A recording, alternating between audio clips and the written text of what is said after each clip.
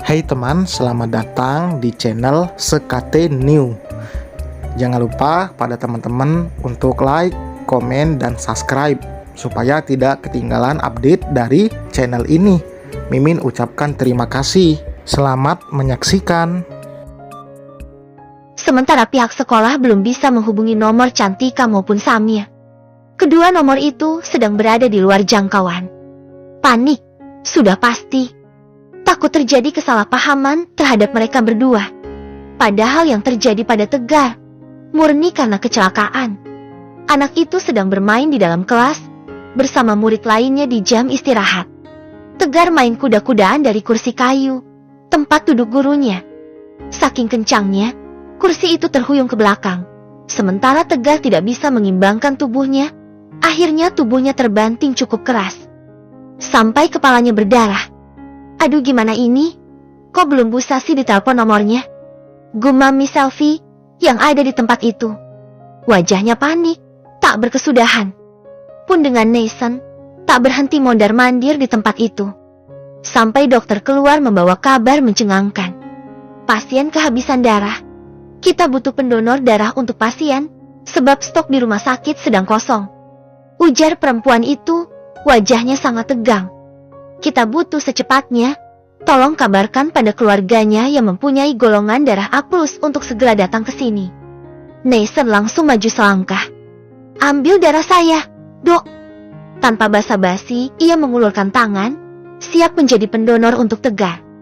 Darah saya sama anak itu. Sambungnya, sontak semua mata beralih menatapnya. Begitu juga dengan dokter yang menangani Tegar. Ikut saya, seru perawat yang baru datang, membawa Nathan ke tempat transfusi darah untuk diperiksanya lebih dulu. Kita akan periksa dulu ya, sambung perempuan itu, mulai mengecek tensi dan juga golongan darahnya. Mereka tampak sibuk dengan tugasnya masing-masing. Sedangkan Nathan masih kepikiran keselamatan Tegar. Dadanya berasa sesak, detak jantungnya juga tak beraturan. Entah apa yang terjadi padanya saat ini. Tegar, apa ini suatu kebetulan? Darah kita sama, Nak. Sambil memandangi wajah pucat Tegar di seberangnya, Nathan tak tega melihat kesakitan anak itu sekarang. Atau kita memang punya ikatan darah yang sama? Tak ingin terlalu berharap, Nathan hapus semua pikiran itu dalam benaknya. Ia tak ingin kecewa karena itu. Terlebih, ia ingat ucapan mantan istrinya saat itu. Mengatakan bahkan menegaskan kalau Tegar bukanlah anaknya. Rasa sakit yang ia alami saat ini tak sebanding dengan rasa cemasnya melihat anak itu lemah tak berdaya. Ia ingin melihat anak itu secepatnya sadar, pulih seperti sedia kala.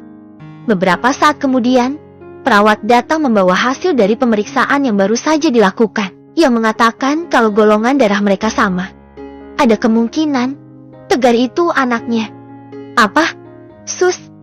Ia bahkan masih tak mempercayainya dan berusaha untuk menepisnya. Golongan Anda bisa sama persis dengan pasien, Pak. Anda bisa mendonorkan darahnya. Dijawab oleh perawat itu tegas. Tegar, aku yakin kamu adalah anakku. Gumam Nathan, menitikan air mata. Melihat anak itu, ia berusaha lakukan sebisanya untuk menyelamatkan Tegar dari maut. Sayang, kamu harus kuat. Nak, kamu harus tahu siapa Bapak. Nah, tak berhenti air matanya keluar. Bahkan saat dokter mulai melakukan transfusi darahnya, ia masih menangis. Perasaan Nathan tak bisa dihapuskan lagi.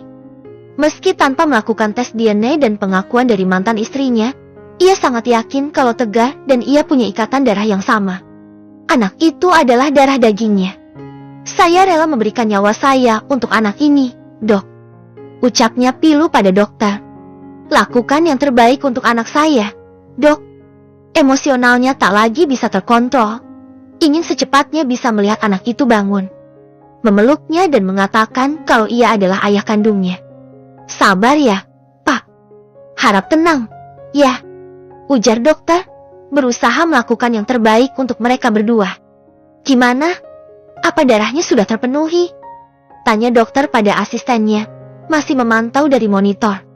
Alhamdulillah, Dok.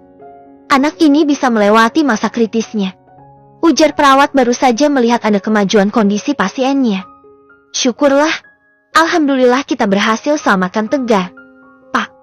Ucap sang dokter itu pada Nathan. Tak berhenti mulutnya mengucapkan syukur. Rasa yang bergejolak dalam diri seolah sirna mendengar kabar baik itu. Sebaiknya Anda istirahat dulu ya, Pak. Jangan banyak gerak dulu sampai keadaan membaik. Iya, Dok. Tegar sudah dipindahkan ke ruang rawat, tepat bersebelahan dengan Nathan. Keduanya hanya berjarak tirai yang tertutup. Sangat dekat. Hanya saja Nathan merasa mereka tetap jauh. Tak bisa menjangkaunya. Sudah cukup ia tahu kalau Tegar adalah darah dagingnya, tanpa ada niat untuk memiliki anak itu. Hanya saja perasaannya tak bisa dibohongi. Janjinya pada Cantika tak akan ia ingkari. Nathan hanya ingin pengakuan dari mereka dan dari Tegar kalau ia adalah ayah biologis dari anak itu. Akankah harapannya itu bisa jadi nyata? Sudah sejak setengah jam mereka dipindahkan. Keadaan Nathan semakin membaik. Tubuhnya sudah normal seperti sedia kala. Hanya saja ia ragu untuk mendatangi Tegar di sebelahnya. Sedang di tempat itu sudah mulai ramai pengunjung yang menjenguk anak itu. Abang kok belum bangun? Miss. Suara Giva menggema di ruangan itu. Sabar ya, sayang. Abangnya masih capek.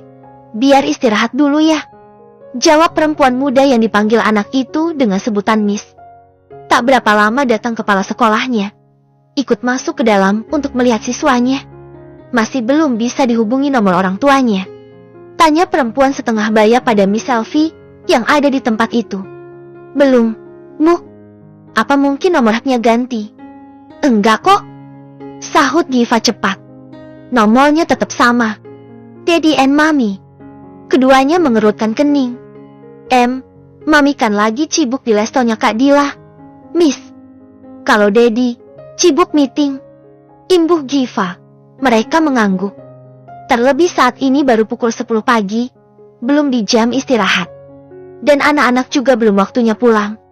Ya sudah, Giva tunggu sini dulu ya. Miss sama ibu kepala sekolah mau keluar dulu. Ujar mereka berdua. Giva mengangguk. Tak lama keduanya keluar. Nathan mendengar jelas perbincangan mereka tadi.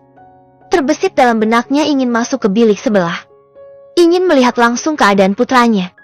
Mumpung Cantika belum datang, aku harus masuk ke dalam. Gumamnya beranjak, meski masih sedikit pusing, ia tetap nekat berjalan. Membuka penutup penyekat dua ruangan tersebut. Om Nathan, ucap Giva terperanjat kaget. Om di sini? Nathan tersenyum, mengusap rambut anak itu. Iya, sayang. Om masih di sini kok. Matanya berkaca-kaca, melihat Tegar belum sadarkan diri.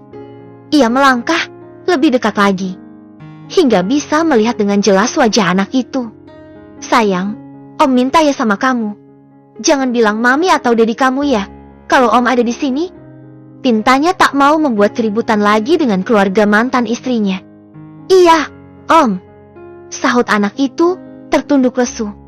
Hatinya sedikit lega sekarang. Ia bisa bebas melakukan apapun pada anaknya, termasuk memeluk tubuh tak berdaya Tegar.